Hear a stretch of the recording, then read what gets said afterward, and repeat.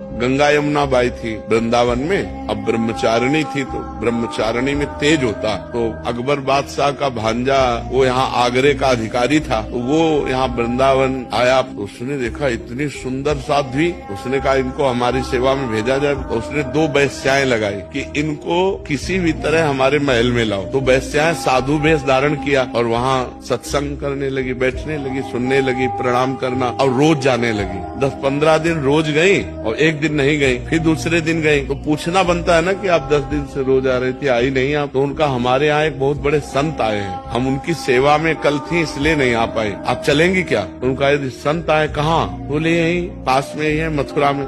मथुरा में उसकी भी हवेली थी। अब गई तो उस हवेली, अब जे ही हवेली के अंदर उसे बाहर से सिटकिनी लगा दी, और जो अंदर गई तो बादशाह का भांजा हो। अब वो समझ गई कि मुझे नाटक करके फंसाया गया, दूर रहना, स्पर्श मत करना। अब वो काहे को माने, अब उसकी हवेली के अंदर वो जे ही आगे बढ़ा तो उन्होंने श्री हरिवंश, श्री हरिवंश, श्री हरिवंश जे ही नाम पुकारा। सोई उसको दिखाई दिया कि बाई जी की जगह बबर शेर, और दहाड़ करके उसको पैजामा गीला हो गया, लघु शंका करते बेहोश हो गया, और बाई जी अंतर ध्यान यहाँ वृंदावन में। फिर वो बाद में आया और चरणों में साष्टांग दंडोत हुआ और कहा मुझे क्षमा कीजिए, तब से मैं जल रहा हूँ। तो उन्होंने कहा आप जो है संतों के प्रति ऐसा भाव न रखें, आप जाओ आनंद से भजन करो, हमें कोई आपसे द्वेष नहीं है।